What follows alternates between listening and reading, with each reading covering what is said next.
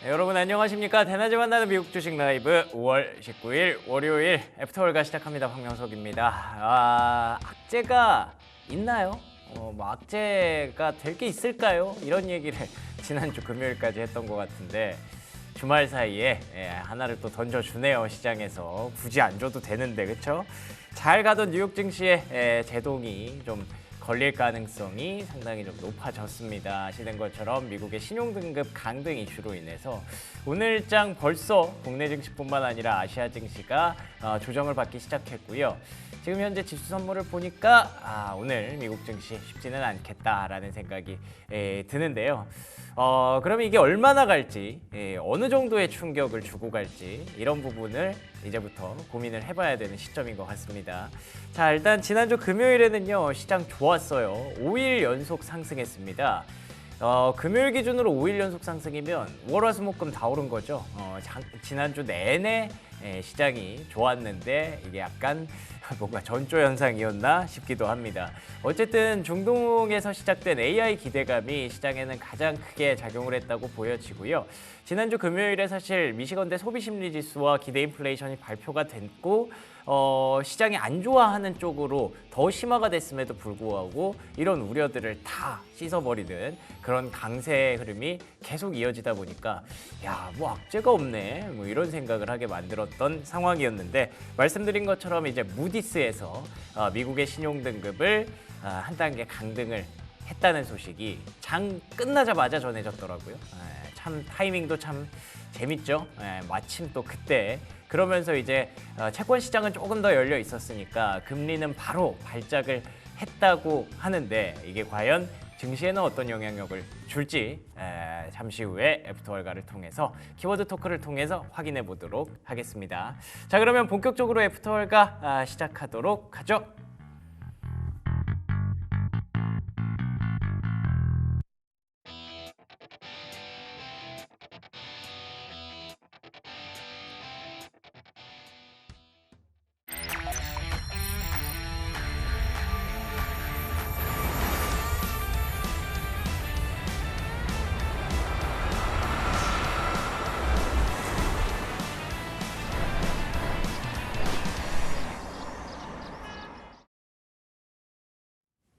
월요일 애프터월가 본격적으로 시작합니다. 오늘 월요일 시간 함께하는 두 분은요. 미주미 장우석 부사장, 정성경 연구원 나오셨습니다. 안녕하십니까? 네, 안녕하세요. 반갑습니다. 장우성입니다. 네, 반갑습니다.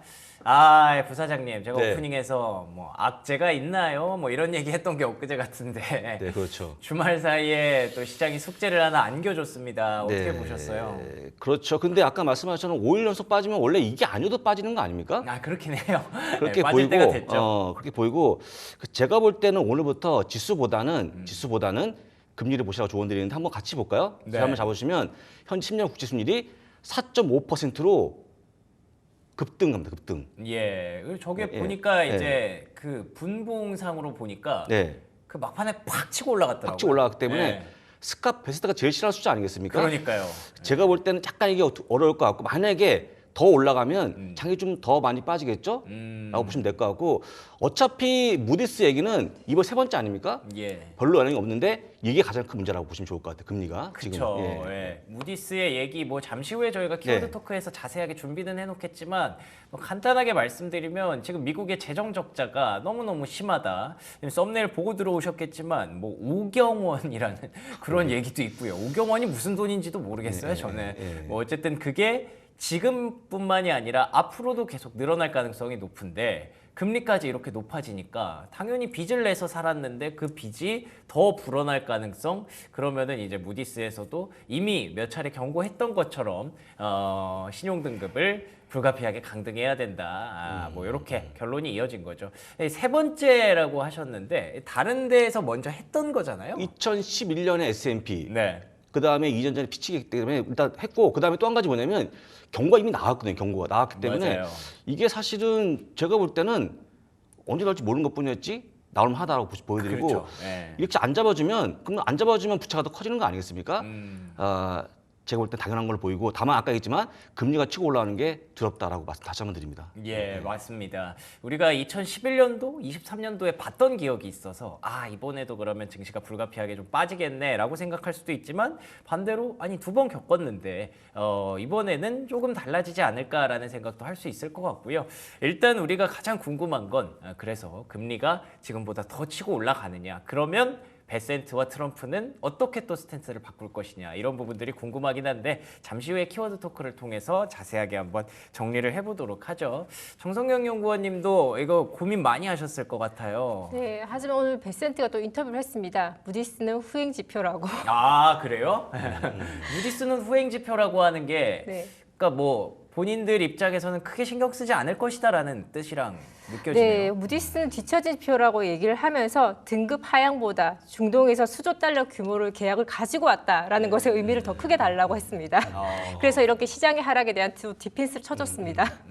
그 디펜스도 있고 바이든이 만든 거라서 일단은 네. 잠깐 미루는 모습이 나왔는데 제가 볼 때는 만약에 금리가 더 빠져갖고 일본이 국채를 투매하면 문제 되게 커지거든요. 그러면 진짜 커지죠. 커지는데 약간 일본이 갸우뚱하는 모습이 나왔기 때문에 오. 이거는 간단히 볼 문제 아닌 것 같다라고 예. 말씀드립니다. 안 그래도 미국 정부가 제일 크게 걱정하고 고민했던 게 혹시라도 그 손님들 중국, 일본 채권 투매할까봐 이거 걱정해서 그거를 사실은 관세가 문제가 아니라 관세는 카드일 뿐이고 그거 하지 말라를 달래기 위해서 협상을 한다는 얘기들이 있었는데 무디스에서 하필 또 아픈 부분을 좀 찌르다 보니까 그렇죠. 그게 조금 걱정이기는 하네요. 그리고 트럼프 행정부의 내각의 분들이 하는 말이 네. 똑같아 항상. 남 탓하고. 맞아요. 저는 아니 본인들의 큰 문제고 네. 스캇 베센트가 10년 국채 금리가 본다면서요.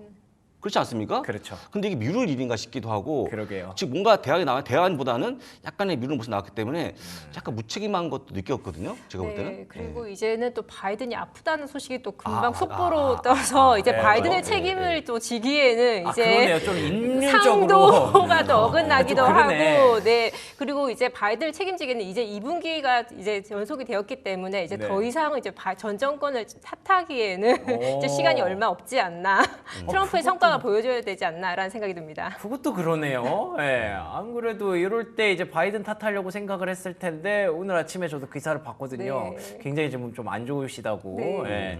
그래서 그걸 또 탓하기도 어렵고. 예, 야. 트럼프도 이제 애도를 표했더라고요. 네, 예. 맞아요. 맞아요. 트럼프 입장에서 또 어떤 스탠스가 나올지 그게 제일 궁금한 부분인데 참 신기한 게 저희가 계속 뭐 악재 찾기 지난주에 하다가 결국 뭐가 없고 그나마 만약에 트리거가 될 것 같으면 금리가 들지 않을까라고 얘기를 했는데 그게 또 아니나 다를까 또 문제를 일으키니 참 신기하기는 합니다. 주말에 기다렸던 통화는 하지 않고. 그러네요. 통화 안 됐습니다. 예. 신입핑이 바쁘신가? 통화 안 됐고 그러게요. 일단은 그거 넘어갔으니까 지금 당면한 문제 이게 가장 커 보이고 그다음에 네. 이번 주에 별로 일정이 없거든요. 네. 그게 또 한 가지 문제가 아닌가 싶어요. 알겠습니다. 자, 그러면 현재 지수 선물 어느 정도 빠지고 있는지 그게 제일 좀 궁금합니다. 한번, 심각한 상황인가요? 아니면은 뭐 적당히 이 정도면 괜찮다 할 수 있는 상황인가요? 지금 제 걸 보면 네.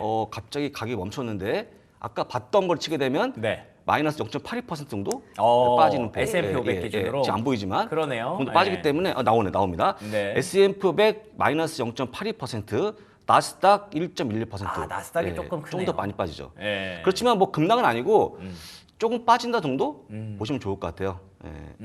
그렇죠. 네. 말씀하셨던 대로 지금 자막에도 나가고 있습니다만 지난주에 올랐던 게 크기 때문에 그렇죠. 물론 이게 사실 본장에서 1% 빠지면은 선방했다라고 할 수 있지만 이 지수 선물이라서 본장에서 더 크게 반응이 올 수 있어서 뭐 지금 뭐 괜찮다라는 뉘앙스를 드리는 건 아니에요. 그렇지만 지난주에 빠졌던 거 거기다가 이제 플러스 악재로 이 신용 등급까지 같이 들어와서 일단은 뭐 주의는 해야 될 필요는 있을 것 같습니다. 예. 오늘은 월요일이니까 뭐 특별하게 지금 종목들의 움직임이 포착되는 건 없고요. 뭐 사실 지나간 얘기긴 하지만 네. 그래도 지난주 한번 리뷰를 한번 간단히 해볼 필요는 있겠죠? 네, 지난주 S&P 500은 드디어 이제 누적 손실 모두 만회를 했습니다. 야, 그러니까요. 원래 이러고 우리가 박수 치면서 또 뭐 사요 그렇죠. 이러고 있었어야 되는데 말이죠. 그렇죠? 이제 오른 것이 아니라 사실상 제자리로 온 것입니다. 아, 그러네요. 예. 네, 지금 시장을 한번 보시면 네, 나스닥은 아까 말씀하셨듯이 지난주 7% 상승을 하고 또 시장이 오르면서 안전자산인 금은 4% 하락을 했습니다. 그리고 빅스 지수가 크게 하락을 했습니다. 마이너스 21% 하락을 하면서 시장의 그러네요. 안정성을 보여주고 있습니다. 이야, 빅스가 진짜 많이 내려왔어요. 한때 빅스 때문에 걱정 많이 했었는데 역시나 내려오니까 금도 같이 내려오고 반대로 주식시장은 이렇게 반등하고 그 안에서 업종들은 어떤 업종들이 성과를 두각을 보였나요? 네, 전 섹터 모두 상승을 했고요. 아무래도 지난주에 중동 호재로 M7이 포함된 테크나 또 임의소비, 커뮤니케이션이 크게 상승을 했습니다. 하지만 또 트럼프의 약값이 하락을 선언하면서 보험사, 제약사, 유통사가 영향을 받으면서 헬스케어가 가장 적게 낮은 성과를 보여줬습니다. 그렇죠. 그 잠깐만 시간의 주가도 한번 보여드리고 싶은데. 지금 한번, 나오나요? 예, 나옵니다. 오. 같이 보시면요. 네네. 색깔이 약간 빨갛죠? 빨간데 아이고야. 예, 테슬라 마이너스 2.8%, 네. 엔비디아 2.4% 빠지고 있고 펠런티어가 3.03% 빠집니다. 그래서 오늘은 하락은 불가피해 보이고 아마 거의 종목이 다 빠지지 않을까 생각드니까 미리 좀 보시고 대응하시면 좋을 것 같습니다. 아무래도 네. 금리에 좀 민감한 종목들이 좀 그렇죠, 많이 보이는 그렇죠. 것 같네요. 할 수 없는 거고 네. 또 아까 말씀하신 그대로 너무 많이 올라왔죠. 예. 그쪽에 하락이 있으니까 첨가하시면 될 것 같고 제가 볼 때는 하락폭이 크지 않기 때문에 네네. 약간 조정반 정도 지나가지 예. 않을까 생각합니다. 그러니까 계속 이렇게 말씀을 하시는 게 지금의 선물 시장이 이렇지만 지난주 주간 맵을 한번 보시면 네. 네. 그게 그 차이를 계산해 보면 네. 이 정도 그렇게 큰가 싶기도 해요. 네, 지난주 주간 맵을 한번 보시면 네. 너무 초록초록한데요. 아, 그러니까요. 또 확 초록이 다르잖아요. 또 눈에 좋지 않습니까? 아, 그렇죠. 네, 편안하죠. 네, 자주 초록을 봤으면 좋겠는데, 네, 역시 중동 호재로 엔비디아가 포함된 반도체 칩 모두가 상승을 했습니다. 특히 엔비디아가 16% 상승을 했는데요. 아까 1% 정도, 몇 퍼센트 정도 빠졌는데 뭐 이 정도는. 그러네요. 네. 네, 그리고 테슬라가 또 4주 이상 상승을 하면서 한 주 네. 동안 또 17% 상승을 했습니다. 이야, 두 네. 자릿수를 네. 테슬라랑 엔비디아가 기록을 했으면 네. 그게 그냥 시장의 분위기를 말해주는 거죠. 그 나스닥이 또 7% 상승을 했고요. 그 결과로. 그러니까요. 하지만 또 눈에 띄는 또 유나이티드 헬스그룹이 아, 있죠. 네, 네. 지난주에 또 법무부 조사, 또 컨센서스 철회 등 여러 악재들이 겹치면서 지난주 일주일 동안 마이너스 23%나 하락을 했습니다. 그렇군요. 유나이티드 헬스만 없었으면 지난주에는 진짜 뭐 사실 그 건 수가 없었어요. 네. 그리고 다우도 상승을 했었을 거고요. 네, 그랬겠죠.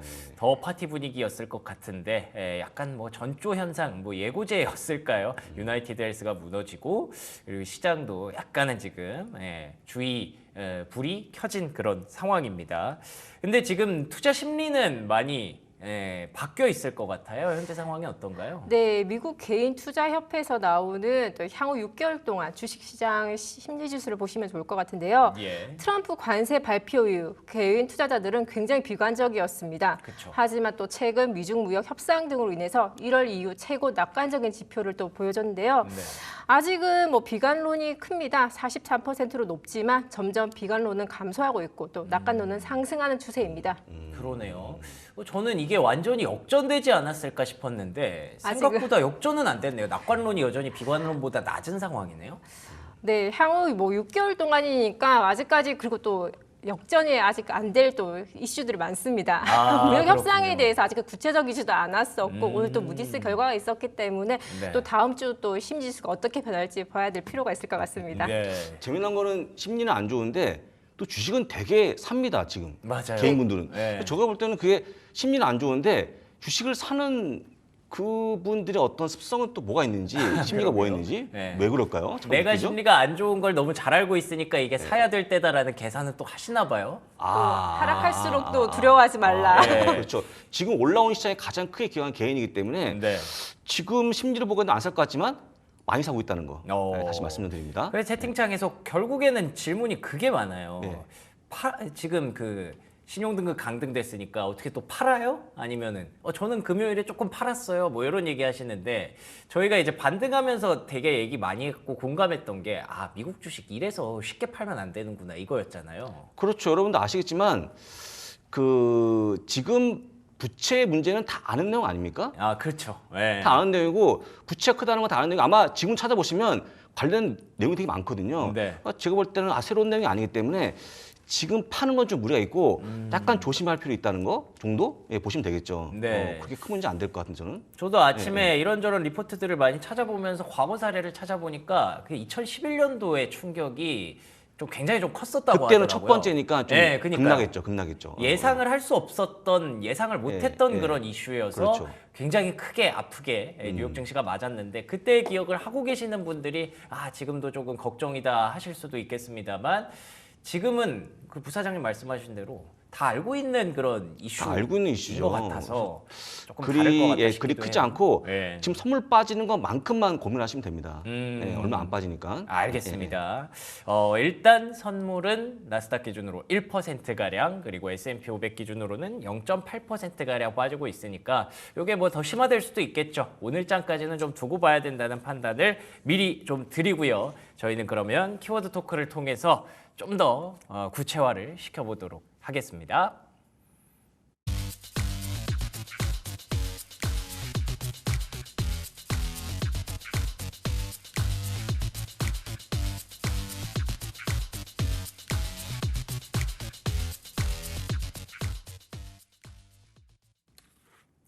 네, 키워드 확인해보고 돌아왔습니다. 역시나 첫 번째로 여러분께서 굉장히 궁금해하시고 여러 가지 얘기를 하고 계시는 이 무디스의 미국 신용등급 강등 사태에 대해서 미리 한번 따져보도록 하겠습니다. 일단은 한 단계 강등이 됐죠. 네, 지난주 금요일 무디스에서 미국 신용 등급을 트리플 A에서 더블 A1으로 한 단계 강등을 했습니다. 맞습니다. 이로써 최고 등급 상실을 했는데요. 네, 이유는 간단합니다. 늘어나는 미국 부채와 이자입니다.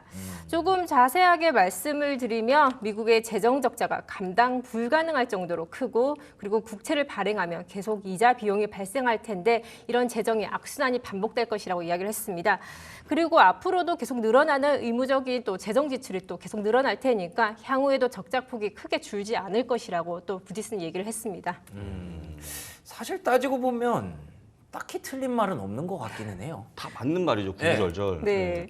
지금 미국 연방 부채가 지금 36조 달러 돌파를 했다고 합니다. 그래서 지금 전망을 하는 것이 2029년도에는 GDP 대비 107%도 전망을 하고 있고 그리고 2035년에는 134%까지 부채가 늘어날 것이라고 지금 전망을 하고 있습니다. 이야, 그런 숫자만 놓고 보면 GDP가 일단 국내 총 생산인데 네. 그 생산에 비해서 이자 지출이 나가는 게 훨씬 더 많아지면 사실 이 나라는 망하는 나라인 거죠. 어떻게 보면은. 그렇죠. 저는 그래서 만약에 트럼프가 돌아오시면 그래서 관세를 하는 거 아니냐라고 얘기할 것 같아요. 그래서 그렇죠. 네. 중동에서 지금 돈을 가져오지 않습니까? 맞아요. 그러니까 제가 볼 때는 이게 나오면서 오히려 더 트럼프에 힘이 실리는 게 아닌가 싶고 트럼프가 이제 무디스 회장을 욕하겠지만 적어도 본인의 정책을 바꿀 리가 없다. 저는 그렇게 보고 있거든요. 속으로는 씩 웃고 있을 수도 있겠네요. 그렇죠. 왜냐하면 본인이 적자를 줄이기 위한 관세였는데 그쵸, 예. 오히려 본인이 힘이 실릴 것 같고 물론 이번 주에 장 빠지겠지만 그렇게 많은 충격이 없을 것 같다 이게 말씀을 드린 거고 그다음에 아시겠지만 중국에서 가져온 게 상당하지 않습니까? 네. 그때 카타르가 1.5조 달러였고 크니까 오히려 트럼프가 이걸 빗대어서 자기 정책을 더 홍보하지 않을까 그런 생각이 듭니다. 저는. 그러네요. 예. 근데 우리가 좀 부정적으로 생각하시는 분들의 얘기가 그거잖아요. 아까부터 제가 말씀드리지만 과거 사례가 있었기 때문에 예, 그 과거에 어느 정도 충격이 있었는지를 좀 확인해 보면 좋을 것 같아요. 네, 아까 말씀하셨듯이 이제 미국 신용 등급은 이번 처음이 아닌데요. S&P에서 2011년 그리고 피치에서 2024년 강등한 바가 있습니다. S&P에서 처음에 미국 신용 등급을 강등을 했었을 때 이렇게 당시 미국에서 또 세계에서 가장 안전하다고 믿었었던 미국에서 이렇게 강등을 당하면서 시장의 충격은 매우 컸었는데요. 지금 그때 당시에 2개월 동안 S&P 500이 약 8% 하락을 했습니다. 그리고 10년물 국채 수익률은 첫 2개월 동안 최대 35%까지 하락을 했습니다. 그래요? 그때는 그 10년물 국채금리가 하락을 했군요. 네. 그리고 또 2023년도에 피치가 올렸을 때, 네. 내렸을 때 네. 그때는 어땠나요? 그때는 또 두 번째였고 그럴 때는 또 코로나 전후여가지고 이미 다 알고 있었다고 하더라고요. 시장이 워낙 전 세계적으로 좋지 않아서 예. 그때는 3개월 만에 약 10% 하락을 했지만 어쨌든 과거 사례를 통해서 이제 시장이 하락을 했으니까 이번도 뭐 중장기적으로 또 하락을 하지 않을까라고 생각을 하고 있습니다. 야, 일단은 이번에도 하락은 불가피하다라고 네. 보고 있는 상황이고 결국에 계속 금리의 움직임이 중요하다고 얘기를 하셨는데 보니까 이제 지난 금요일에 문 닫기 직전에 네. 갑자기 폭등을 좀 하고 끝났더라고요. 네. 네, 직전에 4.49%까지 금리가 올라가면서 치솟았는데요. 다행히 뭐 금리는 4.45%까지 마감을 했지만 네. 네, 오늘 아까 다시 또 튀어오른 거죠. 네. 예. 그 채권에 대한 매도가 좀 있는 걸로 보이기 때문에 네. 튈 것 같고 아까 얘기했지만 물론 그러면 안 되겠지만 혹시 보유하고 있는 일본이 판다 그러면 더 많이 튈 수 있지 않을까 싶은데 아직까지 그런 모습이 안 나오지만 충분히 그럴 수도 있다는 거. 왜냐하면 지금 미 갖고 있는 그 안전자산의 의미가 좀 퇴색했기 때문에 예. 팔 수도 있을 것 같아 국채 매도가. 그래서 그것만 주의해서 보시면 좋을 것 같습니다. 지금은. 그러면 또 이제 근데 트럼프가 화나가지고 또 쫓아갈 수도 있는 거 아닙니까? 일본한테 만약에 그런 일이 발생하면? 전화를 할 수도 있겠죠. 가만두지 네. 않겠죠. 예. 가만두지 않겠지만 그거를 찾기는 쉽지 않을 것 같은데요. 누가 뒷쫓기가 팔면 쉽지가 않군요. 그냥 가만히 조용히 말하지 않겠죠. 네. 그래서 아마 팔면 얘기 안 할 것 같고 그 다음에 한참 뒤 얘기이기 때문에 일단은 급한 마음에 팔 수 있다고 좀 보시면 될 것 같고 지금 만약에 미국 경기 안 좋아지면 채권을 보유한 일본이 아니어도 좀 팔지 않을까 싶은 저는 개인적으로. 네, 누군가는 팔 수도 있겠죠. 예. 네. 그래서 우리가 걱정하는 게 바로 그 부분인 것 같고. 그러니까 지금은 금리가 튀고 달러가 빠질 거기 때문에 그것 또한 미국의 가장 큰 단점 아니겠습니까? 네. 문제점이라고 볼 수 있을 것 같습니다. 네. 그래서 이제 신용등급이 강등된 거는 뭐 예상한 이슈다라고 할 수도 있지만 일단 강등된 건 사실이니까 기본적으로 미국의 채권에 대한 매력도가 떨어지는 것도 사실인 거고 예, 그래서 불가피하게 일어날 수 있는 그런 사태들을 우리가 좀 정리를 하다 보니까 이렇게 여기까지 오게 된 건데 마침 또 이게 사실 누군가는 팔고 싶었던 시기이기도 하잖아요. 네. 차익 실현 의지가 네. 좀 있었던. 예. 네, 그 차익을 지금 영국이 받아들이고 있습니다. 아 그래요? 네, 지금 영국이 미국의 국채 보유가 지금 늘어나고 있습니다. 네. 20년 만에 지금 중국을 추월했는데요. 지금 영국은 지금 그리고 또 미국의 첫 무역 협상 대상국이었고, 네. 그리고 지금 그래프를 한번 보시면 네. 중국은 점진적으로 또 축소 중에 있습니다. 그래서 가장 많이 가진 곳이 일본이고 두 번째는 지금 영국으로 지금 나타나고 있는데요. 지금 트럼프 정부는 영국과 일본 그리고 중동을 우방국 편으로 만들고 있지 않나라는 생각이 듭니다. 그러네요. 요거를 알고 또 영국이랑 먼저 협상을 타결했을 수도 있겠네요. 원래 뭐 이런 얘기까지 하진 않았을까요? 네. 그래서 중국이 뭐 설득한다고 지금 사줄 것 같지는 않으니까 네. 영국과 일본을 미리 좀 협상 테이블에 올려놓은 것 같기도 하고 이게 뭐 대안이 된다면은 어쨌든 채권 시장에서 저희가 우려하는 뭐 충격적인 상황까지는 벌어지지 않을 수도 있을 것 같은데 이에 대해서 아까도 얘기해 주셨지만 베센트 장관이 뭐 어떤 의견을 피력을 했다면서요. 어떤 얘기들을 했는지 다시 한번 정리해 볼까요?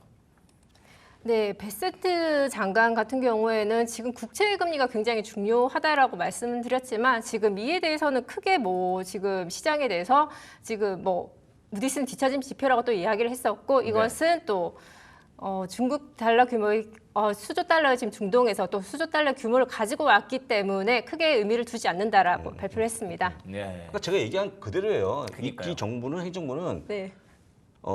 아예 무시하거나 하면 남탓하는 그런 게 나왔기 때문에 지금도 아마 스캇 베센트 재무장관의 책임이 큰데 오히려 이걸 지금 무디스를 욕하는 거 아니겠습니까? 그렇죠. 이해가 안 되지만 약간의 그런 행태 보이는 거. 근데 네. 또 트럼프 대통령은 또 가만히 있었습니다. 트윗을 날리지 않았습니다. 이제 하시겠죠. 하겠죠? 이제 하겠죠. 네, 월요일이니까 하겠죠. 이제 출근하시면 이제 하시겠죠. 재개를 하는 건가요? 아니 그렇죠. 네. 지금 무슨 말을 해야 시장에 가장 효과적일까를 지금 고민하고 있지 않을까. SNS도 막 하면 안 되잖아요. 막 술 먹고 하고 그러면 안 되잖아요. 그렇죠. 네. 트럼프 대통령도 아마 고민에 빠져 있지 않을까 싶고 일각에서는 그런 얘기 하시더라고요. 뭐 관세 정책과 관련해서는 오히려 관세 인하가 좀 안 될 수 있어서 시장이 조금 트럼프 손을 들어줄 수도 있다라고 얘기하시지만 원래 최근에 어떤 트럼프 대통령 정책의 바이브가 약간 감세로 넘어가는 느낌이었잖아요. 감세? 근데 그 네. 감세에 대해서는 제동이 좀 불가피하다라는 의견들이 나오던데 어떻게 생각하십니까? 그렇죠. 감세는 못 하겠죠, 이제. 그쵸. 예. 네. 그 적자를 메우려면 또 세금이 거쳐야 되기 때문에 감세는 좀 물 건너간 것 같이 보이고 네. 어차피 하반기에 따른 키워드였는데 하반기도 쉽지 않을 걸로 보이고 아예 올해는 힘들 걸로 보인다라는 말씀드리고 아마 그게 가장 아픈 내용인 것 같아요, 그게. 그니까요. 예, 예. 안 그래도 그 감세 정책과 관련해서 이제 공화당 내에서도 의견 반대가 반발이 있었죠. 심하다고 반대했어요. 하더라고요. 그렇죠. 예. 아마 거의 안 될 걸로 보인다는 거. 아마 어. 근데 트럼프가 뭔가 묘수가 있으면 되겠지만 네. 지금까지 묘수가 없는 걸로 보이거든요. 예. 할 수 없다는 건 그래서 말씀드립니다. 사실 저희가 이제 파월 의장이 금리 인하를 안 하려고 계속 얘기를 하잖아요. 그거를 굳이 안 해도 돼. 예, 왜냐하면 우리에게는 감세 카드가 있으니까 이렇게 생각을 했었는데 이러면 금리 인하도 안 하는 거고 감세도 못 하는 거고 그러면 사실 주식 시장의 어떤 동력이 살짝은 좀 약해질 수도 있겠다는 생각은 충분히 할 수 있을 것 같아요. 그렇죠. 그거는 네. 걸릴 수 있을 것 같은데 네. 근데 지금에서의 감세는 네. 딱히 아직 발표가 안 됐기 때문에 아, 그쵸. 그러니까 그냥 우리가 희망사항이었지 그래서 지금은 연애 별로 없어 보이고 당장은 일단 아까 했지만 강등했다는 어떤 우려가 더 크지 않은가 생각하니까 예. 그거 좀 보시면 좋을 것 같습니다.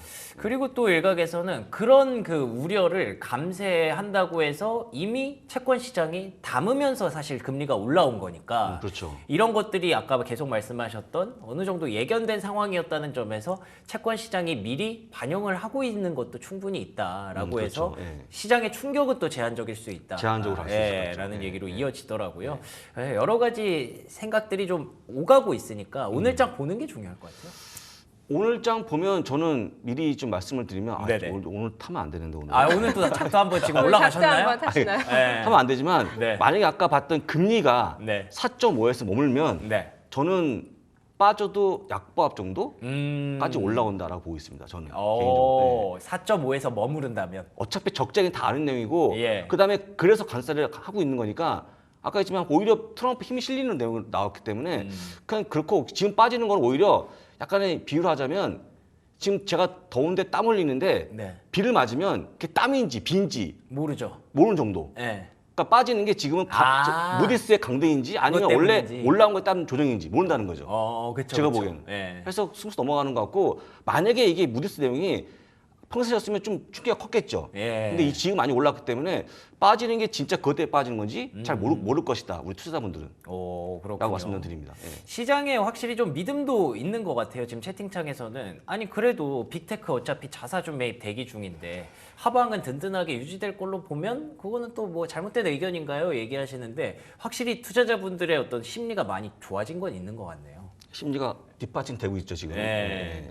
그래서 빅테크가 진짜 중심을 잘 잡아준다면 신용등급 강등 이슈도 어떻게 보면 스무스하게 넘어갈 가능성도 있을 것 같고. 또 한 가지는 제가 볼 때 네. S&P 500 지수에 따른 목표 지수 하향은 좀 힘들어요. 왜냐면 아, 그래요? 지난주 바로 올렸는데 아 맞네. 또 내리고 또 뭐 몇 번째입니까 도대체 올해 네. 지금 엄청 나거든요. 그래서 아마 주요 IB들이 좀 상황을 보지 않을까 싶으니까 그게 보면 악재는 제한적이다라고 네. 보는 게 맞을 것 같아요. 결국 중요한 건 금리의 4.5%. 예, 금리만 만약에 4.5까지 가면 그때는 무너질 수 있죠. 장이. 예, 그것만 보시면 좋을 것 같습니다. 그렇군요. 금리가 4.5를 넘어가는지 오버를 하는지 아니면 거기서 좀 안정이 되는지 이게 시장의 가장 중요한 포인트라고 짚어주셨고 결국 오늘 얼마나 밤에 잘 소화를 해내는지가 우리에게 중요한 관건이 될 것 같습니다. 지금 그러니까 나오지 않은 상황에서 하필 금요일장 끝나고 나오다 보니까 이래저래 투자자분들도 그렇고 저희끼리도 그렇고 뭐 월가나 여의도나 의견이 다 되게 여러 가지로 나오는 것 같은데 좀 두고 봐야 될 것 같네요. 좋습니다. 그러면 두 번째 키워드 이어가도록 하겠습니다. 두 번째 키워드는요. 미시건대 소비자 심리지수 발표였습니다. 이게 제가 숫자를 봤는데 뭐 역대 두 번째로 저점이라나 엄청났다면서요? 네, 5월 소비자 심리 지수가 50.8로 집계되었습니다. 예. 지난달 52.2보다 2.7이나 하락한 수치로 2022년 6월에 이어 역대 두 번째로 낮은 수준입니다. 응답자의 75%가 관세 정책에 대한 불확실성에 대답을 했습니다. 그렇군요. 뿐만 아니라 밑에 보니까 기대 인플레이션도 굉장히 높게 나왔다고 들었어요. 네, 기대 인플레이션도 4개월 연속 오르고 있는데요. 지난달에 이어 또다시 비정상적으로 상승폭을 보여줬습니다. 7.3%로 4월에 전월 6.5%보다 또 급등을 했습니다. 이게 뭐 물론 기대 인플레이션이고 그리고 소비자 심리 지수고 그러니까 우리가 흔히 말하는 심리 데이터, 소프트 데이터라는 점을 고려했을 때 심리니까 이렇게 하고 넘어갈 수도 있습니다만 시장 일각에서는 아니 소프트 데이터 무시하면 안 된다라는 의견도 좀 나오잖아요. 어떻게 보셨어요? 그렇죠. 무시하면 안 되지만 네. 연거푸 몇 번 나오다 보니까 약간 내성이 쌓인 거 맞죠? 그런가 지금? 봅니다. 예. 웬만하면 사실도 그렇고 그건 사실 그 어떤 심리인데 심리가 좋을 수가 있을까요 지금? 그렇죠. 예, 그 당연한 걸로 보이기 때문에 네. 오히려 그렇고요. 그 다음에 또 한 가지는 그러면 이제 파월이 이걸 보고 금리 결정하는 분이냐? 아니기 때문에 그냥 그런가 보다 하고 넘어가면 될 것 같고 여러분도 아까 얘기했지만 심리가 얼어붙을지언정 지금 매입하거든요. 사는 분이기 때문에 약간의 지금 우리 개인분들이 약간 심리하고 행동을 달리하는 게 아닌가라고 본다 그러면 저는 소프트한 데이터 그냥 나쁜 정도 보시면 되고 크게 더 이변이 없는 걸로 보입니다. 저거 보시면. 그러니까요. 예. 사실 뭐 신용등급 강등 이슈를 저희가 뭐 많이 얘기를 했습니다만 이거 빼놓고 보면 여기까지 발표가 됐는데도 미시간대 소비자 심리지수가 역대 두 번째 최악임에도 불구하고 금요일 주가는 다 올랐단 말이에요. 그렇죠. 그래서 시장에서는 확실히 내성도 생겼고 투자 심리도 많이 개선된 그런 상황이었다라는 게 또 중요했던 것 같아요. 또 한 가지는 지금 보시면 아시겠지만 ISM 제조업 서비스업은 좋았거든요. 그러니까 좋은 것도 있기 때문에 지금 전체 소프트 데이터 나쁜 게 아니다. 조금씩 바닥에 치고 올라오기 때문에 사실 미시건 대학의 소비자 심리지수만 좋아지면 되거든요. 네. 그러니까 그렇게 나쁜 모습이 아니기 때문에 이것도 점점 바닥을 찍고 있는 게 아닌가라고 본다는 거죠. 그렇죠. 예. 뭐 아무래도 관세가 부과되다 보니까 이거에 대해서 심리적으로 흔들릴 수밖에 없고 이게 많이 완화가 되기는 했습니다만 그래도 아직 끝난 건 아니라는 점에서 일단 여진이 좀 남아 있는 것 같아요. 네. 그리고 또 이와 관련해서 또 이슈가 있었던 게 월마트 이슈도 좀 있었다고요. 관세 네, 관련해서. 네. 월마트 가격의 인상에 대해서 트럼프 대통령이 또 트윗을 했습니다. 월마트는 관세 핑계로 가격을 올리지 마라. 월마트와 중국이 관세를 감수하고 고객에게 추가 비용을 요구하지 마라. 내가 지켜보고 있다. 고객들도 보고 있다. 굉장히 강경하고 경고적인 멘트를 날렸습니다. 이야, 이거는 좀 어떻게 해석을 하셨습니까? 월마트 입장에서는 좀 억울할 수도 있을 것 같긴 한데 억울하죠. 트럼프 입장에서는 아니 관세가 인플레이션을 유발하지 않는데 왜 이거를 핑계 삼아서 이렇게 하느냐라는 말도 사실 뭐 틀리지는 않은 것 같고요. 이거는 굉장히 어렵겠죠. 아마존도 접었잖아요, 생각을. 네. 접었기 때문에 월마트라고 안 접겠습니까? 그래서 월마트도 접을 것 같은데 그렇지만 그러면 월마트의 가격 인상분을 본인이 다 흡수한다? 그럼 기업이 망가지는 거기 때문에 그렇죠. 이거는 저도 이거는 답을 하기 어려운 부분이 아닌가 네. 싶고 저도 이거에 따른 대응을 못할 것 같아요. 대통령인데. 근데 눈치를 안 볼 수가 안 볼 수 없잖아요. 없죠. 막 네. 그 하나인데 어떻게 그러니까 약간 좀 눈치를 보고 아니면 좀 연기시키거나 그렇게 하지 않을까 싶고 그게 현실적인 거 아니겠습니까? 네, 그래서 트럼프가 지난해 너희들 돈 많이 벌지 않았나. 아, 그래서 지금의 관세 부담을 너희가 감수해라. 이렇게라도 트윗을 또 연결해서 이렇게 말을 했는데요. 네. 하지만 지금 이미 월마트 같은 경우에는 바나나나 일부 식료품이나 전자제품 같은 경우에는 일부 가격을 이미 상승을 했습니다. 올렸죠. 올렸습니다. 그렇죠. 네. 그래서 지금 아까 지난번에도 말씀드렸듯이 월마트 같은 경우에는 미국의 또 대표적인 식료품 가격이기 때문에 지금 이 가격 인상이 굉장히 의미가 큽니다. 그리고 이번 주에 또 홈디포, 또 타겟, TJ 맥스 그렇죠. 같은 실적 발표가 있기 때문에 이것들도 또 대표적인 유통 기업이기 때문에 관세 핑계를 대려고 했다가 못 내지 않을까라는 생각이 듭니다. 이제 다 그 카드를 내려놓는 거죠. 네. 그리고 또 아까 얘기했지만 이거는 왜냐하면 이게 우리 국내로 치면 시장 개념인데 네. 시장 개념이니까 이걸 잡아야지만 다른 게 오르지 않는다 생각하고 계신 것 같고 그다음에 또 한 가지는 그러면 일단은 이 기업 자체가 이걸 끌어안으면 이 기업의 마진이 작기 때문에 아마 당장 실적에 대한 경고가 나올 거거든요.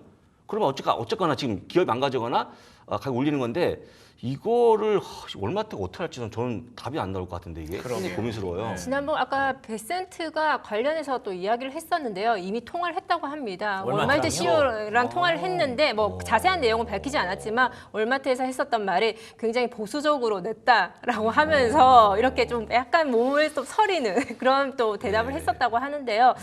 이제 월마트도 좀 긴장을 하고 있겠죠. 베센트와 직접 통화를 했다고 하니까. 그러네요. 다만 이걸 기업한테 이렇게 강요하는 게 이게 그렇죠. 할 수 있는 일인가 싶어요. 신기한 원래 일이긴 하죠. 본인의 힘이 어마어마한데 이런 기업 한 기업에다 이렇게 얘기하는 거는 정말 기업을 거의 죽으라 하는 거기 때문에 전 자체를 이해 못합니다. 전 두 가지인 것 같아요. 그만큼 월마트라는 회사가 중요하죠. 중요한 그 부분인 것 같기도 하고, 그리고 하나는 진짜로 월마트가 이렇게 계속 가격을 인상시키면 진짜로 이게 물가가 상승할 수도 있는 부분이잖아요. 그렇죠, 그렇죠. 본인은 계속 아니 관세는 물가랑 상관이 없다라고 주장을 했는데 월마트가 올려버리면 이거는 이제 유권자들에게 피해가 가는 게 있으니까 그래서 조금 더 강하게 얘기를 하지 않았나. 네, 물론 또 인플레이션에 또 압력을 또 받을 수가 있기 때문에. 그러니까요. 네. 네. 그래서 이게 시장이 두 가지로 갈리는 게 계속 그건 것 같아요. 저희가 소프트 데이터랑 하드 데이터 말씀드렸다시피 심리는 둔화됐는데 실제 물가는 뭐 그렇게까지 안 올랐으니까 여기를 믿어야 되는지 저기를 믿어야 되는지. 월마트 입장에서는 소프트 데이터를 활용해서 가격을 올리고 싶은 마음이 굴뚝 같지만 트럼프 입장에서는 하드 데이터 보고 야 이건 잘못됐어 이렇게 말할 수 있는 것도 맞는 것 같아서 참 누구 탓하기가 좀 어렵네요. 진짜 관세가 어느 정도까지 영향력을 주는지를 빨리빨리 이게 좀 입증이 됐으면 좋겠는데 시간이 필요하다고 하니까 이 세 번째 키워드로 한번 이어가 볼게요. 관세가 어쨌든 예상보다 빨리 하락하고 있으니까 트럼프도 이런 그 위협조로 얘기를 할 수 있는 거죠. 네, 미국과 중국 간의 관세가 90일간 휴전을 하면서 또 예상보다 저희가 굉장히 놀라지 않았습니까? 그러니까요. 낮은 예. 관세로 인해서 일주일 만에 시장 급등을 했습니다. 네, 그리고 또 이에 따라서 경기 침체 확률을 65%에서 38%까지 또 낮췄고 네. 또 지금 또 월가 아까 말씀하셨듯이 월가 S&P 전망치를 5,900에서 6,500까지 또 상향을 했습니다. 참 월가도 하기 힘든 거예요. 이거 참 관세 때문에 내렸다가 500 올리고 잉크 안 말랐는데 좀 내려야 돼요. 또. 잉크 안 말랐나요? 잉크 안 말랐는데. 네. 네, 지금 이 시장이 얼마나 빨리 상승을 했냐면 한 달 보름 만에 S&P 500의 최저점이 4,900이었습니다. 네. 근데 지난주 금요일 5,900으로 마감을 했거든요. 네. 그리고 한 달 반 만에 지금 1,000포인트가 지금 떴는 그 1,000%가 지금 상승을 했는데 천이 굉장히 좀 빠르게 상승을 했기 때문에 네, 지금 시장이 이번 주에 얼마나 이렇게 보일지 걱정하고 있습니다. 이게 S&P 500 1000포인트라는 게 진짜 말이 쉬워서 1000포인트지. 지금 S&P 500 그 지수 선물 기준으로 1% 빠지는데 빠지는 지수가 60포인트밖에 안 되거든요. 그렇죠. 60포인트. 근데 이거에 10배, 100배 수준이 나와야 1000포인트가 오르락 내리락 하는 거니까 이 정도면 진짜 천당과 지옥을 뭐 오락가락 했다라고 볼 수도 있을 것 같습니다. 이와 관련해서 트럼프 대통령이 이제 중동 갔다 왔으니까 네. 영국에 이어서 또 다음 성과를 계속 이제 만들어야 되는데 네. 약간 좀 애매모호한 발언을 하나 했어요. 네, 이제 일을 해야죠. 네, 해야죠. 해야 되는데. 네, 트럼프 대통령은 향후 2, 3주 내 국가별 관세율을 이제 통보할 것이라고 이야기를 했습니다. 150개국 협상은 불가능하다며 앞으로 관세율을 정해서 통보하는 방식으로 정하겠다고 강조를 했는데요. 지금 현재 한국, 일본, 인도 그리고 EU, 베트남 등 주요 협상국 이 지금 진행 중에 있긴 한데 네. 지금 이제 통보를 한다고 했으니까 이제 미국이 주도권을 쥐고 각국의 이제 관세를 이제 통보하는 방식으로 전환을 했습니다. 야, 이거 뭐 깡패 아니에요? 협상은 이제 돈 내라, 협상은 없다. 거의 뭐 협상이라기보다는 그냥 강압적인 어떤 그러니까요. 의견을 얘기하겠죠. 네. 그러면은 뭐 우리도 이제 기다리고 있는 상황이라고 들었는데 영국 이외에는 뭐 크게 이제 협상에 나설 의지가 없다는 뜻일까요? 아니면은 약간 좀 피곤해서 그런 걸까요? 뭘까요? 이거 어떻게 해석해야 되나요? 이제 더딘 거죠. 협상이 더딘 거기 때문에 빨리 속도를 내려고자 하는 건데 네. 다만 다만 이제 속도를 낸다고 본인 바쁘지 다른 국가가 지금 바쁘겠냐고 도망다니는 건데 그러네요. 그래서 제가 제가 볼 때는 그만큼 협상이 안 된다고 볼 수 있기 때문에 그 일단 조금 더 트럼프 바쁜 게 아닌가를 보여주는 표다라고 보시면 되지 급하다라는 않을까. 급하다는 걸 거 보여준 거죠. 다른 나라들이 좀 더 전형적으로 움직여야 된다라는 압박성 모멘트. 아무래도 또 무디스가 또 등급 하향을 했기 때문에 뭔가 또 결과를 구체적으로 또 보여줘야 되지 않나라는 생각이 듭니다. 그렇군요. 그냥 선택과 집중의 불가피성 정도 보시면 되겠죠. 알겠습니다. 그리고 이제 중국과 관련해서도 사실 뭐 숫자는 전격적으로 내리기는 했습니다만 풀어야 할 숙제들이 여전히 좀 많이 남아 있잖아요. 네, 저희가 사실 지난주 주말이었죠. 이제 전화를 통화할 거라고 하면서 저희가 좀 긴장 상태에 있었는데 그러게요. 전화가 없었습니다. 네. 하지만 이번 주부터 이제 미중 관세가 이제 본격적으로 협상이 있을 것 같은데요. 그 중에서 가장 중요한 것이 히토류 수출 통제가 최대 쟁점으로 지금 부상되고 있습니다. 지금 히토류는 중국의 전략 광물로 규정되어 있는데요. 전체 생산의 90%가 중국에서 하고 있습니다. 뭐 히토류는 아시다시피 이제 반도체 등 첨단 산업의 중요한 광물로 뭐 미국의 방위 산업이나 에너지, 전기차 등이 히토류에 지금 굉장히 크게 의존하고 있습니다. 참 이게 계속 그 중국한테는 마지막 히든 카드인 것 같고, 그렇죠. 네, 미국에서는 계속 경계하는 부분이더라고요. 그래서 히토류 전략 광물 규정한 다음에 지금 나오고 있는 중국발 기사를 보게 되면 미중 간의 무역선 잘 된 것 같다라고 평가하기 때문에 이들도 나쁘게 보지 않는 것 중국도. 그래서 일단은 그 전화 통화는 조금 더 지연된 거지 깨진 게 아닌 걸 보고 있다고 말씀드리고 아마 뭐 조만간 또 다음 주 이번 주 하지 않을까 싶은데 저는. 예. 일단 이번 주는 살짝 좀 쉬어가고 예, 그렇죠. 숨 좀 예. 고르고 예. 이제 다시 시장에 어떤 약 처방이 필요할 때 그렇죠. 그때쯤에 한번 전화 슥 들겠네요. 예, 나오겠죠. 예. 지금 다른 말이 안 나오거든요. 그렇군요. 중국에서. 예. 알겠습니다. 어쨌든 예상보다 빠르게 하락은 했습니다만 그 이후의 진전을 또 시장은 또 보고 싶어 하거든요. 그렇기 때문에 이제 그 시간이 또 필요할 것 같고 일단은 지금 시급한 숙제들인 뭐 신용등급 강등이라든지 이런 부분들 다 또 어느 정도 무마가 되면 또 이제 관세와 관련해서 성과가 나오고 다시 시장이 또 반등할 수 있는 계기를 만들어주지 않을까 기대를 해봅니다. 자, 네 번째 키워드 이어가겠습니다. 네 번째 키워드는 지난주 그러니까 이 신용등급 얘기 없었으면 지난주 얘기하면서 막 그 성과 자랑하고 있었을 거예요. 근데 네. 대표적으로 이제 AI가 너무 강력했기 때문에 네. 그 중에서 코어위브 네. 와 $80 넘었더라고요. 네, 올해 가장 중요한 IPO 기업이었습니다. 예. 클라우드 컴퓨팅 기업 코어웨이브인데요. 지난주 실적 발표 주가가 뜨겁게 상승을 했습니다. 지난주 일주일 동안 50%나 상승을 했는데요. 실적에 힘입어서 상장 후 첫 실적 발표였습니다. 매출 9억 8,160만 달러로 예상치는 당연히 상회를 했고 또 전년 동기 대비 420%나 성장을 했습니다. 네, 이것 자체가 여전히 강력한 AI 수요를 지금 보여주고 있는데요. 지금 세부 매출에서 가장 눈여겨봐야 될 것이 오픈 AI와 단연간 장기 계약을 맺으면서 지금 대형 고객으로 지금 매출 성장세가 지속되고 있습니다. 그렇죠. 뭐 아시는 분들은 다 아실 거예요. 올해 $40에 상장을 했고요. 그 엔비디아의 AI 칩을 활용해서 데이터 센터를 구축하고 그거를 임대해주는 임대해주는 업체, 사업자라고 유명한데 좀 더 자세한 설명을 좀 부탁드려도 될까요? 네, 지금 IPO 당시 저희가 주목했었던 부분이 엔비디아가 투자를 했다고 해서 굉장히 주목을 했었는데요. 네. 다음 장. 네, 다음 드립니다. 장으로 넘겨주시면. 네. 네, 지금 엔비디아 코어이브는 지금 전략적 파트너십을 맺고 있습니다. 지금 엔비디아는 코어이브의 핵심적인 투자자이면서 그쵸. 또 엔비디아의 GPU를 또 공급하는 주요 파트너입니다. 네. 근데 저 지분 투자가 뭐 우리가 예상했던 것보다 좀 더 많았다 뭐 이러면서 지난주 금요일에 급등했더라고요. 네, 초반에 IPO에서는 저희 5%를 지분을 보유했다고 했는데 네. 최근 금요일 날 7%가 좀 약 넘으면서 이렇게 보유했다고 하면서 코어이브가 22%나 상승을 했습니다. 엔비디아가 얼마나 중요하게 생각하는지를 알 수 있는 그런 대목이었네요. 그러니까 그 덕에 엔비디아가 또 중동에서 한 건 했고 네. 다음 5월 28일 실적을 되게 좋게 보더라고요 지금 현재 상황은. 그래서 아마도 제가 볼 때는 5월 28일 날 엔비디아 어닝은 잘 나오지 않을까. 한번 조심스럽게 전망. 괜찮으시겠어요? 저는 괜찮아요. 왜냐면 너무 좋은 얘기 많아갖고 못 보니까 상행에다가 실적은 나무랄 데 없어 보이거든요. 네, 네. 또 다시 한번 작두를 타신 걸로. 또 왜냐면 그 가이던스 분인데 가이던스 얘기할 때 중동 수출을 얘기하면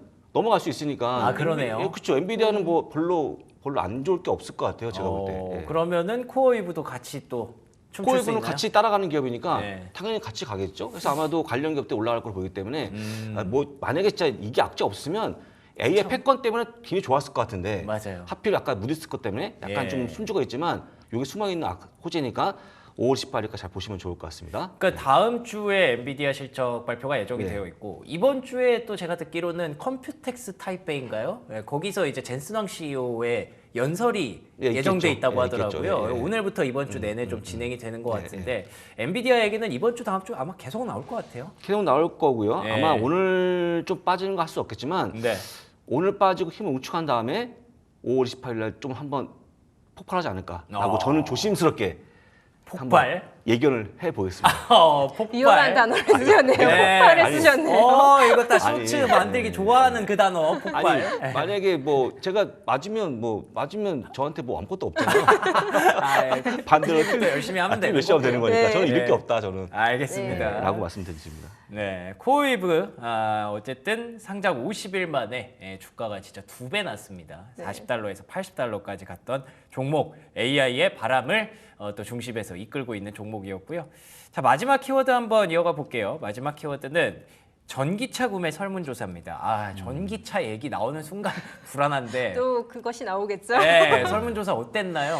네, 미국인들 대상으로 해서 향후 1년간 신차 구매를 할 그 대상으로 설문조사를 했습니다. 예. 충격적인 결과가 나왔는데요. 충격적이라고요? 네, 전기차 구매 그 브랜드에서 테슬라가 없었습니다. 오? 와. 네, 응답자들은 테슬라 모델 Y의 대안을 찾고 있다라고 대답까지 했었는데요. 그 순위에서는 첫 번째 혼다, 두 번째는 포드, BMW, 토요타, 캐딜락 등으로 전기차를 고려한다고 발표를 했습니다. 아니 왜 미국에서 왜 이 정도가 됐을까요, 테슬라가? 네, 지금 미국 테슬라가 지금 글로벌적으로 지금 감소를 하고 있긴 한데요. 그렇죠. 네, 이 이유는 전기차가 초반에는 테슬라밖에 없었긴 했었지만 그쵸. 지금은 모든 제조업체들이 전기차 라인업을 또 확장을 하면서 소비자들은 또 다양한 선택지가 있다라고 하면서 지금 아직까지는 테슬라를 고려하고 있지 않다라고 이야기를 하더라고요. 아니 저는 전기차를 잘 모르는 입장에서 그러니까 한 번도 운전해 본 적 옛날에 제주도에서 한번 해보긴 해봤지만 어쨌든 지금 입장에서는 테슬라가 압도적으로 그냥 모든 사람들의 선호도 1등이라고 생각을 했었는데 그것도 아니네요 전혀. 사실 저희가 초반부터 테슬라의 판매량에 대해서 굉장히 감소리에도 얘기하고 여러 가지 악재들을 많이 얘기를 했습니다. 하지만 테슬라의 주가는 뜨겁습니다. 그렇죠. 네, 주가는 또 다르잖아요. 네, 4주 연속 반등을 하면서 주가가 53%, 지금 한 달 동안 53%는 주가는 또 상승을 했습니다. 그러면 이렇다는 거는 네. 전기차보다 다른 모멘텀이 크게 작용하고 있다고 봐야 되지 않을까요? 그러면? 그렇죠. 반은 일론 머스크 팬심이니까. 네. 한 가지는 여러분들 유럽도 안 팔리고 다 안 팔리는데 설문이 잘 나오겠습니까? 안 팔리는데. 그렇군요. 당연하고 보시면 좋을 것 같고 제가 아까 얘기했지만 지금 테슬라의 관점은 로보택시에 있으니까 그쵸. 네, 그거를 그건 것 같아요. 6월에 뭔가 안 보여주면 큰일 난다라고 볼 수 있을 것 같고 옵티머스가 이어지는 그게 있으니까 이제 가는 건데 약간 아까 얘기한 그대로 지금은 차량 판매가 나와주면 좋은데 그건 다소 아쉬운 점으로 빼놓고 6월달 로보택시 한번 기다려 보시죠. 근데 제가 오늘까지 봤던 기사를 보게 되면 다시 한번 연기 가능성을 또 그래요? 얘기하는 로보택시? 아이디가 있다는 거. 아니 5월 20일도 안 됐는데 6월이면 다음 달. 그러니까 이제 얼마 안 남았잖아요. 네. 원래 이맘때 나와야 되는데 아직까지 말이 없다는 거죠. 그거 안 나오면 만약에 진짜 연기가 사실이면은 또 한번 쭉 한번 털고 쭉 가겠네요. 또 내려오겠지만 네. 저는 이게 한 대라도 먼저 좀 보여주면 좋은데 그러게요. 이게 안 될까? 처음에 지금 텍사스에서 지금 6월에 운행 예정이었었고 네.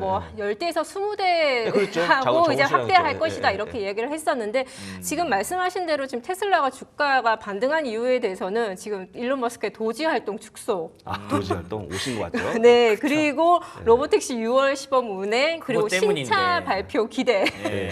예, 되게 이런 여러 가지 팬심으로 지금 사실 상승을 한 거기 때문에.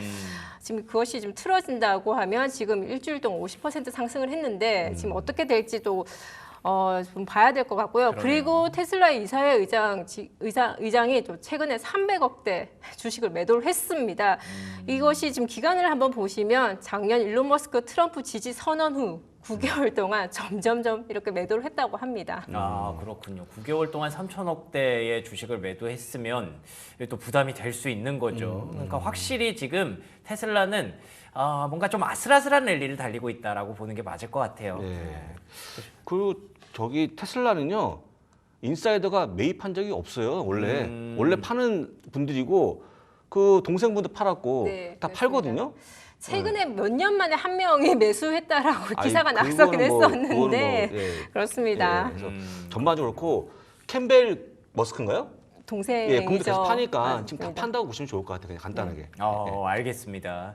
이 아슬아슬한 랠리를 달리고 있는 테슬라, 그리고 또 AI의 주도권을 잡고 있는 엔비디아와 코어웨이브까지 이렇게 종목들에 대해서 좀 얘기를 해봤는데, 약간은 뭐 오늘은 두 종목 모두 선물 시장에서 좀 빠지고 있으니까 이 외에 우리가 좀 맛있게 먹어볼 수 있는 종목 하나가 좀 필요합니다. 어떤 종목인가요? 네, 힘센 허스입니다. 이 종목 핫하죠. 네. 원격 의료 플랫폼이고요. 원격 의료 플랫폼으로서 의료 전문가와 이렇게 온라인상으로 또 연결하면서 개인의 프라이빗한 맞춤 치료, 처방, 건강 제품 구독형 서비스를 하는 기업입니다. 예. 근데 제가 알기로는 그것도 중요하지만 사실 비만 치료제가 그렇죠. 결정적이지 네, 않았습니까? 그렇죠. 네. 네, 지금 가장 주목하고 있는 것이 말씀하셨듯이 비만 치료제인데요. 세미글루타이드 복합 성분의 합성 의약품을 저렴하게 판매를 하고 있습니다. 그리고 최근에 노보노디스크와 또 파트너십 체결을 하면서 주가 상승을 한 번 더 도왔습니다. 그러니까요. 원래 이렇게 만들려고 했다가 그게 안 된다고 해가지고 네. 실제로 그냥 위고비를 그냥 그 페이지에서 팔기로 했다면서요. 네, 지금 또 팔고 있고 제가 홈페이지에 직접 들어가니까 네. 또 할인도 하고 있더라고요. 위고비 할인도 해줘요? 할인 네. 중입니다. 지금. 오, 그렇군요. 그런 게 이제 개인적인 어떤 그런 이제 말 못할 그런 고민을 얘기하는 업체이기 때문에 예. 상당히 많거든요, 실제. 그쵸. 탈모도 많고. 근데 탈모, 피부, 예, 정신 그게 건강. 여러분 예. 아시겠지만 돈 버는 지름길이 그쪽이거든요. 맞아요. 정확히 잘 찍은 것 같고 네. 아마 이 기업의 그런 프라이빗한 그 마케팅 때문에 더 잘 되지 않을까 개인적으로 그렇게 봅니다 저는. 예. 좋습니다. 그리고 오늘은 또 월요일이다 보니까 이번 주 실적 테이블도 맞아요. 또 준비를 하셨더라고요. 네, 지금 중요한 경제 지표는 이번 주에 당분간 없고요. 네. 예, 실적 발표 같은 경우에는 팔로알토 그리고 스노우플레이크 등 실적 발표가 있습니다. 이 두 실적도 중요할 것 같은데요. 하지만 지금 트럼프 가격 인상을 경고를 받은 좀 중요한 홈디포나 TJ 맥스, 유통주. 타겟도 오늘 또 이 어닝이 중요할 것 같습니다. 그렇군요. 거의 끝 무렵이라고 봤는데 또 다시 이제 중요해지네요. 월마트로 인해서. 그래서 유통주와 펠로알토 같은 종목들 잘 지켜보시면 좋을 것 같습니다. 자, 오늘의 한마디 듣고 이 시간 마무리해 볼까요, 부사장님? 이번 주는 넷플릭스 보기. 또 넷플릭스 봐야 되는군요. 지금은 별로 시장에 대한 덜 관심 가진 게 좋을 것 같고 네. 이렇게 좀 안 좋을 때는 좀 피하는 것도 방법 아니겠습니까? 그럼요, 당연하죠. 그래서 오늘 계속 얘기해 주셨지만 금리 4.5% 이것만 잘 보시면 될 것 같습니다. 정성경 연구원님은요? 본 게임은 지금부터. 또 이제부터 시작인가요? 네, 사실 지금까지 시장이 트럼프의 말로 하락을 하고 말로 네. 상승한 시장이었습니다. 네. 이제부터 본격적인 무역 협상과 또 무디스의 또 신용 등급 하락으로 시장이 이렇게 여러 가지로 혼재되어 있는데요. 어떻게 시장이 대응할지 지켜볼 필요가 있을 것 같습니다. 이제 또 방어력을 얼마나 확보하고 있는지 오늘 장에서 진짜 견뎌낼 자신이 있나 이렇게 물어보고 싶은 그런 뉴욕 증시네요. 그동안 참 아슬아슬한 랠리를 다 같이 달려왔기 때문에 오늘부터 진짜 게임이 시작된다고 보고 잘 버텨내기를 한번 기다려 보도록 하겠습니다. 두 분과 함께한 시간 오늘은 여기서 마치도록 하고요. 저희 내일 이 시간에 인사드리겠습니다. 두 분 오늘도 좋은 말씀 고맙습니다. 감사합니다. 고맙습니다.